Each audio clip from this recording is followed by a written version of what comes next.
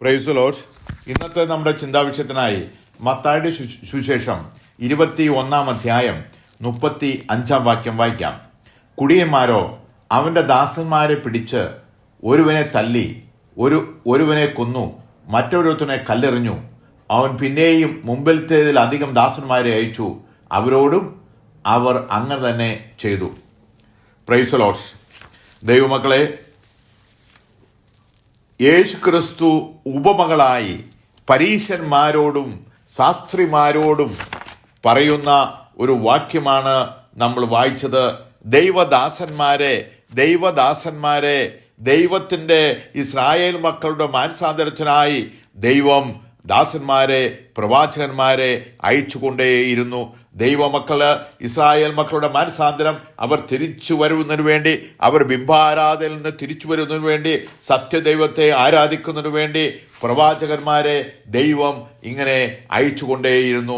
വളരെയധികം പ്രവാചകന്മാരെ ദൈവം അയച്ചു. ആ പ്രവാചകന്മാരെ എല്ലാം നിങ്ങൾ കൊന്നുകളഞ്ഞു. ഹല്ലേലൂയ.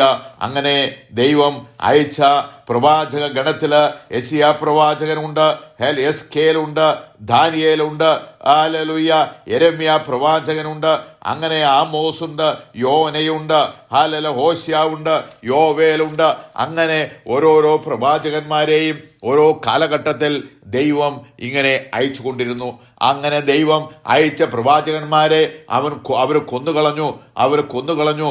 അവരുടെ വാക്ക് അവരനുസരിച്ചില്ല.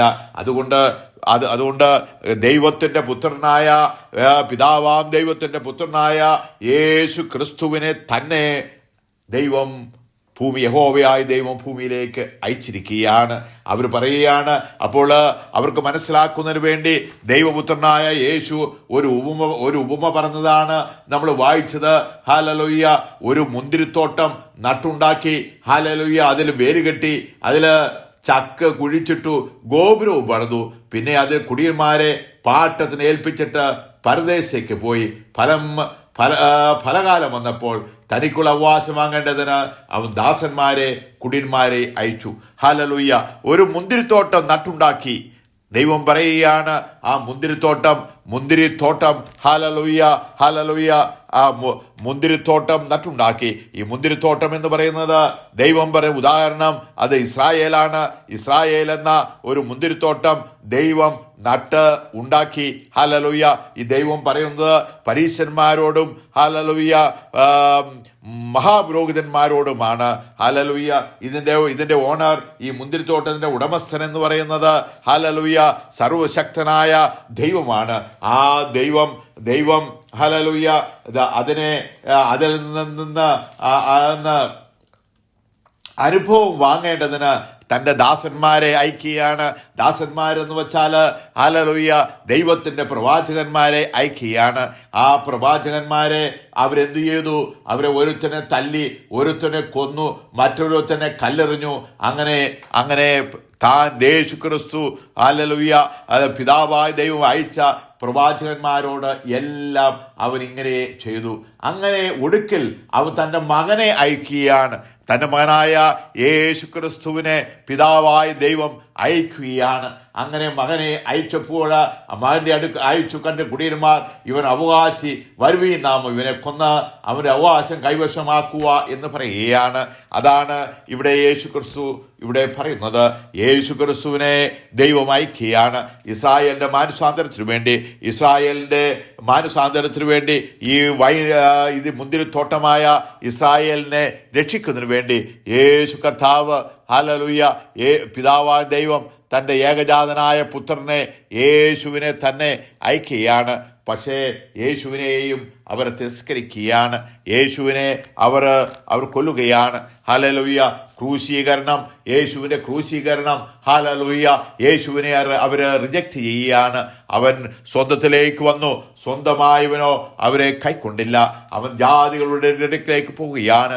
ജാതികളുടെ ഇടയ്ക്കിലേക്ക് പോയി അവൻ സുവിശേഷം പറയുകയാണ്. അങ്ങനെ ജാതികളുടെ സുവിശേഷം പറഞ്ഞ ജാതികളെ മാനസാന്തരത്തിലേക്ക് ദൈവം വിളിക്കുകയാണ്. ഹല്ലേലൂയ. അതുകൊണ്ടാണ് യേശു ക്രിസ്തു പറയുകയാണ്, ചുങ്കക്കാരും വേശ്യമാരും നിങ്ങൾക്ക് മുമ്പായി ദൈവരാജ്യത്തിൽ കടക്കും എന്ന് പറയുകയാണ്. ഹല്ലേലൂയ. ആ ദൈവത്തിന്റെ മക്കളായ ഇസ്രായേൽ മക്കൾ, ഇബ്രാഹാമിന്റെ സന്തതി പരമ്പരകള്, യാക്കോബിന്റെ സന്തതി പരമ്പര, ഇസാക്കിന്റെ സന്തതി പരമ്പര, അവരെ രക്ഷയ്ക്ക് വേണ്ടിയാണ് യേശു ക്രിസ്തു ഈ ഭൂമിയിലേക്ക് വന്നത്. പക്ഷേ അവർ യേശുവിന്റെ വാക്ക് കേട്ടില്ല. അതുകൊണ്ട് യേശു പറയുകയാണ്, ചുങ്കക്കാരും വേശ്യമാരും ഉണ്ടല്ലോ, ആ പാപം ചെയ്ത മനുഷ്യരുണ്ടല്ലോ, അവരെന്റെ വാക്ക് കേട്ടു, അവരെന്റെ വാക്ക് കേട്ട് അനുസരിച്ചു. അതുകൊണ്ട് യേശു അവരോട് പറയുകയാണ്, ചുങ്കക്കാരും വേശ്യമാരും നിങ്ങൾക്ക് മുമ്പായി ദൈവരാജ്യത്തിൽ കടക്കുന്നു എന്ന് സത്യമായിട്ട് ഞാൻ നിങ്ങളോട് പറയുന്നു. യോഹന്നാൻ നീതിമാർഗം ഉപയോഗിച്ചുകൊണ്ട് നിങ്ങളുടെ അടുക്കൽ വന്നു, നിങ്ങൾ അവനെ വിശ്വസിച്ചില്ല. യോഹന്നാൻ നീതിമാർഗം ഉപദേശിച്ചുകൊണ്ട് നിങ്ങളുടെ അടുക്കൽ വന്നു, അവരെയും നിങ്ങൾ വിശ്വസിച്ചില്ല. അത് കണ്ടിട്ട് നിങ്ങൾ അവനെ വിശ്വസിപ്പാൻ തക്കവണ്ണം പിന്നത്തേതിൽ അനുദപിച്ചുമില്ല. ഹല്ലേലൂയ. അങ്ങനെ ദൈവം അവരോട് പറയുന്ന ഒരു ഉപമയാണ് നമ്മൾ വായിച്ച ഈ വാക്യം. ദൈവമക്കളെ, യെശയ്യാ പ്രവചനം 5-ാം അധ്യായത്തില് ഒരു മുന്തിരിത്തോട്ടത്തെ പറ്റി അവിടെ യെശയ്യാ പ്രവാചകൻ പ്രവചിക്കുന്നുണ്ട്. ഒരു മുന്തിരിത്തോട്ടം ഉണ്ടായിരുന്നു, അതിനെ വേലി കെട്ടി, അതിനെ കല്ല് പെറുക്കിക്കളഞ്ഞു, അതില് നല്ല മുന്തിരി തട്ടു, നടുവിൽ ഗോപുരവും പണിതു, ഒരു ചക്കുമിട്ടു, മുന്തിര കായ്ക്കുമെന്ന് വെച്ചു. കാച്ചതോ കാട്ടുമുന്തിരിങ്ങയായിരുന്നു. അത് ഇസ്രായേലിനെ പറ്റിയാണ് ഇവിടെയും പറയുന്നത്. യെശയ്യാ പ്രവാചകൻ പറയുകയാണ്, ആ മുന്തിരിത്തോട്ടമുണ്ടല്ലോ, ഇസ്രായേൽ എന്ന മുന്തിരിത്തോട്ടം, അതിനെ വേലുകെട്ടി ദൈവം സൂക്ഷിക്കുകയാണ്. വേലുകെട്ടി അതിൻ്റെ കല്ലുകളെല്ലാം പെറുക്കിക്കളഞ്ഞ് അതിനെ ശുദ്ധീകരിച്ച് അതിന് വേണ്ട വളങ്ങളെല്ലാം കൊടുത്ത് അതിനെ ദൈവം വളർത്തി. പക്ഷേ ദൈവം വിചാരിച്ചു നല്ല മുന്തിരി അതിൽ നിന്ന് കായ്ക്കുമെന്ന് ദൈവം വിചാരിച്ചു. പക്ഷേ കാച്ചതോ കാട്ടുമുന്തിരിയായിരുന്നു എന്ന് ദൈവം ഇവിടെ പറയുകയാണ്. അങ്ങനെ കാട്ടുമുന്തിരിയാകയാൽ ദൈവം എന്തു ചെയ്തു? ആ വേലി ദൈവം പൊളിച്ചു കളയുകയാണ്. ഹല്ലേലൂയ. കാട്ടുമുന്തിരി കായ്പുവാൻ വരുവീൻ, നാം മുന്തിരിത്തോട്ടത്തിന് എന്ത് ചെയ്യുമെന്ന് അറിയാം. അതിൻ്റെ വേലി പൊളിച്ചു കളഞ്ഞു, അത് തിന്നുപോകും, അത് ചവിട്ടി മെതിച്ചു കളഞ്ഞു, അത് ശൂന്യമായി തീർന്നു. ദൈവമക്കളെ, നമ്മൾ ദൈവഭാഗത്തായിരിക്കുമ്പോൾ, നമ്മൾ ദൈവത്തിൽ വിശ്വസിച്ച്, നമ്മൾ ദൈവത്തിൽ ആശ്രയിച്ച് നമ്മൾ ജീവിക്കുമ്പോൾ ദൈവം നമ്മളെ വേലി കെട്ടി സൂക്ഷിക്കുന്ന ദൈവമാണ്. ദൈവം ശത്രു നമ്മളെ തൊടാത്ത വണ്ണം അവൻ നമ്മെ ഉള്ളം കയ്യിൽ വഹിക്കുന്ന ദൈവമാണ്. ആവർത്തന പുസ്തകത്തിൽ പറയുകയാണ്, യഹോവയുടെ വിശുദ്ധന്മാരോ അവൻ്റെ ഉള്ളം കയ്യിലാണ് ഇരിക്കുന്നത്. ദൈവം നമ്മെ ഇയ്യോബിൻ്റെ പുസ്തകത്തിൽ പറയുകയാണ്, നീ അവന് ചുറ്റും വേലി കെട്ടിയൊന്നുമില്ലയോ? ദൈവത്തിൻ്റെ മക്കൾക്ക് ചുറ്റും ദൈവം വേലി കെട്ടി സൂക്ഷിക്കുന്ന ദൈവമാണ്. അങ്ങനെ ഇസ്രായേലിന് ചുറ്റും ദൈവം വേലി കെട്ടി സൂക്ഷിച്ചു എന്നാണ് ദൈവത്തിൻ്റെ വചനത്തിൽ ദൈവം നമ്മെ ഓർപ്പെടുത്തുന്നത്. പക്ഷേ അവർ ദൈവത്തെ അനുസരിക്കാതെ വന്നപ്പോൾ, അവൾ ബിംബാരാധനയ്ക്ക് പോയപ്പോൾ, അവർ ദൈവത്തിൽ നിന്ന് അകന്നു പോയപ്പോൾ ദൈവം അവരുടെ വേലുകൾ പൊളിച്ചു കളയുകയാണ്. അങ്ങനെ വേലുകൾ പൊളിച്ചു കഴിഞ്ഞപ്പോൾ ഹല്ലേലൂയ, അരാമ്യ രാജാക്കന്മാര്, ഹല്ലേലൂയ, ആ അയൽവക്കത്തെ രാജാക്കന്മാർ വന്ന് ഇസ്രായേൽ മക്കളെ ബന്ദികളാക്കി കൊണ്ടുപോയി അവരെ പീഡിപ്പിക്കുന്ന ചരിത്രങ്ങൾ നമ്മൾ വായിക്കുന്നുണ്ട്. ഹല്ലേലൂയ. ദൈവമക്കളെ, നമ്മൾ ദൈവത്തിൻ്റെ മക്കളായി ജീവിക്കുമ്പോൾ പാപത്തിൽ നിന്ന് അകന്ന് ദൈവത്തിൽ ആശ്രയിച്ച് അവൻ്റെ മുഖത്തേക്ക് നോക്കി നമ്മൾ ജീവിക്കുന്നുവെങ്കിൽ ദൈവം എല്ലാവിധ നന്മകളും നമ്മൾക്ക് തരും. നമ്മൾ അവനെ വിട്ടുമാറി ബിംബാരാധനയിലേക്ക്, ലോകത്തിൻ്റെ മോഹങ്ങളിലേക്ക് പോയി നമ്മൾ ജീവിക്കുന്നുവെങ്കിൽ ദൈവം നമ്മെ അടിക്കുന്ന ദൈവമാണ് എന്ന് ദൈവത്തിൻ്റെ വചനത്തിൽ ദൈവം നമ്മെ ഓർപ്പെടുത്തുകയാണ്. ദൈവം വേലി പൊളിച്ചു കളയുന്ന ദൈവമാണ്. ദൈവം നമ്മോട് അനുകമ്പ തോന്നാത്ത ദൈവമാണ്. ഹല്ലേലൂയ. പക്ഷേ നമുക്ക് തിരിഞ്ഞു വരുവാൻ ഒരു മനസ്സുണ്ടോ? ഒരു മനസ്സുണ്ടെങ്കിൽ ആകാശഭൂമിക്ക് മീതെ ഉയർന്നിരിക്കുന്ന പോലെ അവൻ്റെ ദയ അവൻ്റെ ഭക്തന്മാരോട് വലുതാണ്. അങ്ങനെ അവൻ്റെ ദയ നമ്മളോട് കാണിക്കുന്ന ദൈവമാണെന്ന് ദൈവം നമ്മെ ഓർപ്പെടുത്തുകയാണ്. നമ്മുടെ കുരുവാക്യത്തിലേക്ക് വരാം. കുടിയന്മാരോ അവൻ്റെ ദാസന്മാരെ പിടിച്ചു, ഒരുവനെ തല്ലി, ഒരുവനെ കൊന്നു, മറ്റൊരുവനെ കല്ലെറിഞ്ഞു. അവൻ പിന്നെയും മുമ്പിലത്തിൽ അധികം ദാസന്മാരെ അയച്ചു, അവരോടും അവൻ അങ്ങനെ തന്നെ ചെയ്തു. ദൈവമക്കളെ, ഇസ്രായേലിൻ്റെ മാനസാന്തരത്തിന് വേണ്ടി ദൈവത്തിൻ്റെ ദാസന്മാരെ പ്രവാചകന്മാരെ ഈ ഭൂമിയിലേക്ക് ഇങ്ങനെ അയച്ചു കൊണ്ടിരുന്നു.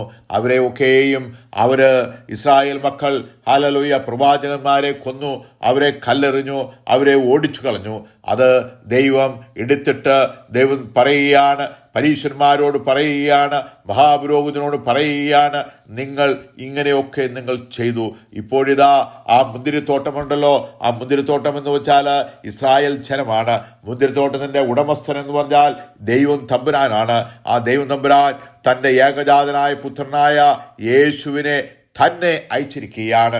അവനെയും അവർ ക്രൂശിച്ചു കൊന്നു. ഹല്ലേലൂയ. നമ്മുടെ പാപങ്ങൾക്ക് വേണ്ടി, നമ്മുടെ മോചനത്തിനു വേണ്ടി പിതാവായ ദൈവം നമ്മെ സ്നേഹിച്ച വലിയ സ്നേഹമുണ്ടല്ലോ, അതുകൊണ്ട് നമ്മെ അവൻ്റെ ഏകജാതനായ മകനെ ഭൂമിയിലേക്ക് അയച്ചു. അവൻ രക്തം ചിന്തി നമുക്കൊരോരുത്തർക്കും വേണ്ടി നമ്മളെ സ്വർഗത്തിൽ കൊണ്ടുപോകുന്നതിന് വേണ്ടി യേശു കർത്താവ് നമുക്കൊരോരുത്തർക്കും വേണ്ടി മരിച്ചു, അടക്കപ്പെട്ടു, ഉയർത്തെഴുന്നേറ്റ് പിതാവാം ദൈവത്തിൻ്റെ വലത്തുഭാഗത്തിരുന്ന് നമുക്ക് വേണ്ടി പക്ഷപാതം ചെയ്തുകൊണ്ടിരിക്കുകയാണ്. ഹല്ലേലൂയ.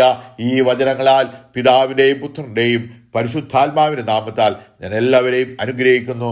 ദൈവം അങ്ങനെ ചെയ്തിരിക്കുന്ന ഈ സ്തോത്രം യേശുവിൻ്റെ നാമത്തിൽ കർത്താവേ, ആമേൻ.